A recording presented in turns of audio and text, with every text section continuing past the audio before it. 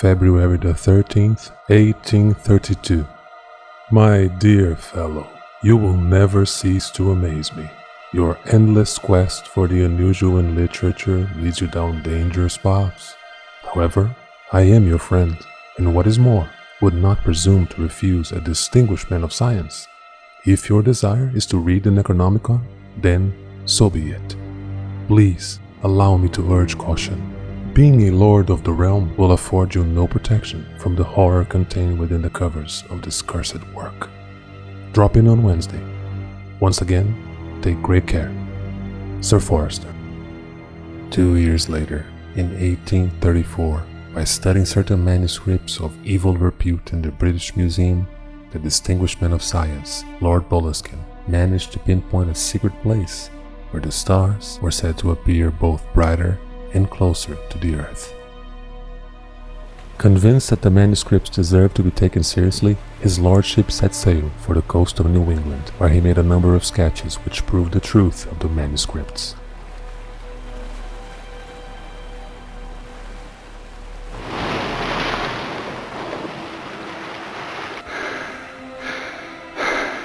My God! My God! Help me! The book spoke the truth. Ah!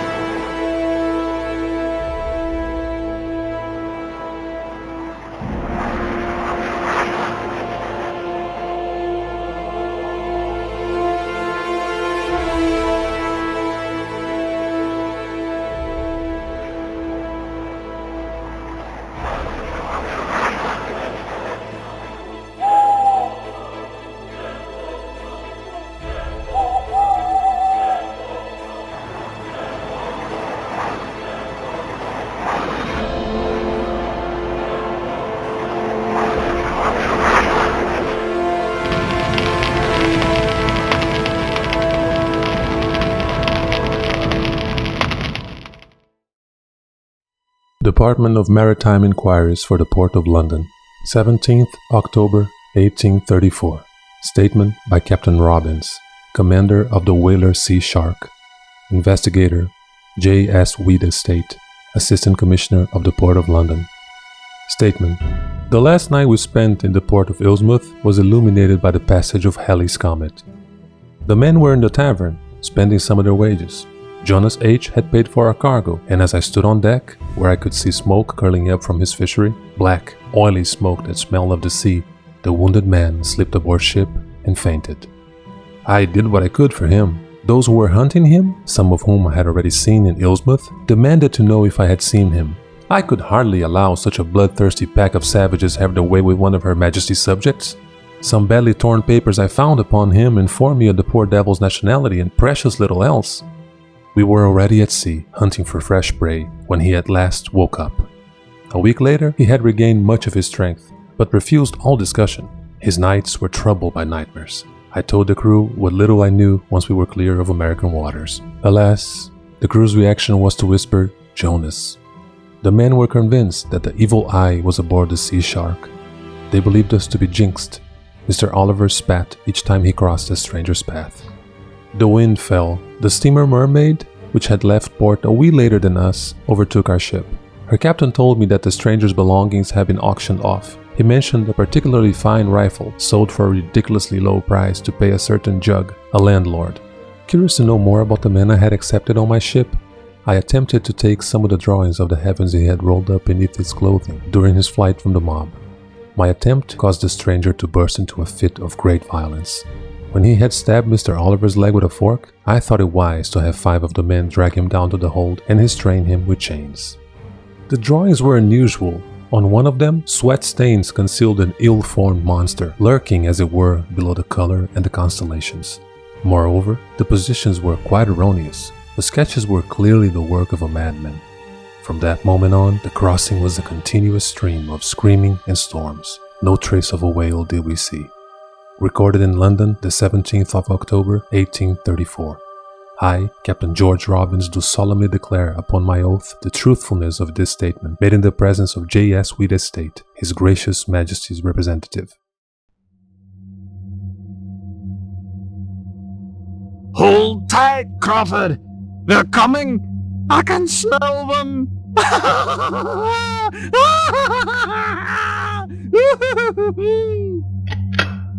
You were right, Doctor. It's hopeless. What will you do? I think he would have liked to see his works donated to the British Museum.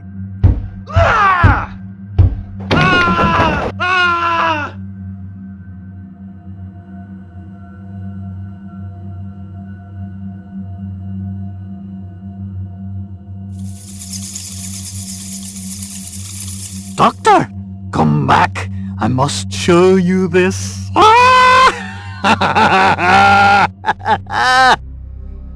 St. Andrew's Hospital, founded in 1360 by His Majesty Edward III. Psychiatric Division, Sir H. Walton Quarters. London, the 14th of July, 1885. Confidential report concerning number XN6. Dear Inspector Lestrade, your inquiry dated the 10th of July is yet another example of the remarkable degree of efficiency attained by the information gathering services of your splendid police force. Criminals beware!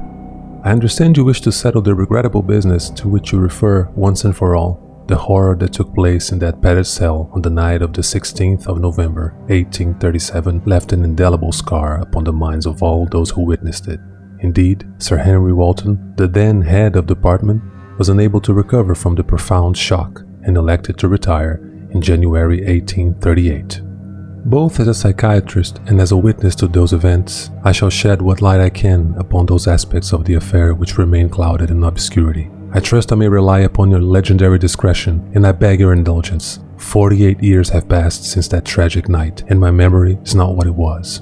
XN6 was admitted to our care following a voyage from North America. When I assumed my functions at St. Andrews in 1836, he was prone to sudden bouts of violent frenzy. During such fits, the patient was a considerable danger to himself and to others. Confinement to a padded cell guaranteed his safety and precluded any possible attempted suicides, not uncommon with this category of madmen. Notwithstanding his social position, XN6 was without family and had few friends. We had little trouble ensuring that his contact with others was restricted to those members of staff concerned with his treatment and with the cleanliness of his person and cell. Sir Henry, the most distinguished psychiatrist of his day, took a great personal interest in the case and attempted a number of daring therapies. Indeed, XN6 seemed for a time to respond to mesmerism, or hypnosis as it is sometimes called. In the end, all his efforts proved to be in vain, however, and the patient's crazed fits became ever more frequent. During such moments, XN6 would hurl himself against the padded walls of his cell whilst emitting wild screeches of terror. He foamed at the mouth quite profusely and his eyes rolled uncontrollably. In a second phase of the fit, he would grow strangely calm and intone what sounded like religious chants in an unknown language. What ghastly vision had he experienced during his visit to North America? St. Henry was convinced, and I can only concur, that the cause of the unhappy mystery lay buried within the tortured mind of our patient. How were we to extract these terrible secrets? Quite without warning, the fit ceased. The patient remained in an advanced catatonic state. The straitjacket was deemed superfluous and removed. XN6 appeared to have given up the struggle for life. Had he decided to let himself expire? There was a storm on the night of the 16th of November. The atmosphere was heavy, and the heavens groaned with distant thunder. The patient was singularly restless, and only calmed down when it began to rain. The corridor housing our padded cells rang with frightened cries. It would have taken a great deal more to unsettle the nightkeeper, Barnes. At 10 o'clock, Sir Henry, who was treating an interesting case of lunacy in an adjacent cell, was astonished to overhear XN6 reciting aloud from the work of Milton, "Oh, my Lord of Misery." Sir Henry, filled with hope, rushed over to his patient's side, ignoring Barnes's shout of warning.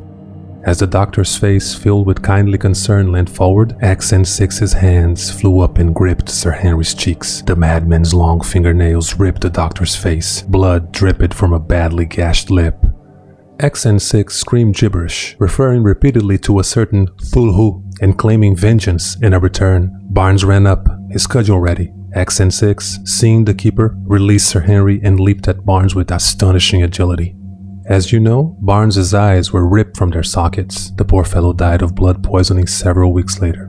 Accent 6, extenuated by his outburst, died of heart failure shortly afterwards. His final moments were not without pathos. His desperate efforts to twist free of the straitjacket reminded one of an undulating snake shedding its skin. Then his face was filled with an expression of horror, as if he had become aware of the senseless destruction he had perpetrated. I shall never forget his look of disbelief when, in a final moment of lucidity, he discovered what his mouth had spat out, what his teeth had chewed. The various reports, medical and legal, already in your possession, will provide you with all the necessary details. Please find enclosed some documents from my personal files. How the blazes did you know? Was there a mutual friend, CD? Apart from the certificate countersigned by Dr. JW, the material is of little use. Captain Robinson's statement is as good an example as any. Accent 6 had few, if any, objects of a personal nature upon admission to the hospital. I did indeed possess 3 of his sketches. His lordship was a gifted artist, but I parted with them not long ago. They will no doubt make an appearance in the sale rooms one of these days. Do please inform me when this unhappy case is finally closed. I am adding the address of my new surgery. I have decided to devote my life to the fight against the evils of poverty in the poorer areas of our great city. May God, in His infinite pity, grant that we forget. Your humble servant, Jack Thornton Reeves, intern in psychiatric medicine, private surgery, Mitre Square, Whitechapel, London. Mr. Parker, your Comet story has a great deal of promise. Tell me, 76 years after the Boleskine business, do you really think... He stumbled over something extraordinary at Ilsmouth. His writings and sketches are proof of it. Yes, but he came home a raving lunatic. I don't want to go on any wild goose chases. You'll have solid proof, Mr. Griffith. I'll go to Ilsmouth.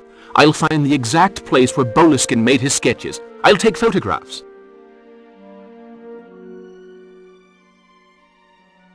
If I finance your trip, and if you take the first steamship to America, will you be there in time for the passage of the comet? I'll be there with 3 nights to spare before Halley's Comet passes.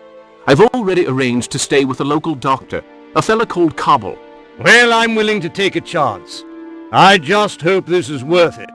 Mr. Griffith, your readers are going to love you. Bring me back some sensational photographs. I want hard evidence of everything you say. I cannot afford to print crackpot ideas. And so, John Parker embarks on what he thinks will be an adventure like none other in the United States, filled with excitement and thrilling discoveries. Unbeknownst to him, this is the world of H.P. Lovecraft, where there is no such thing as a happy ending.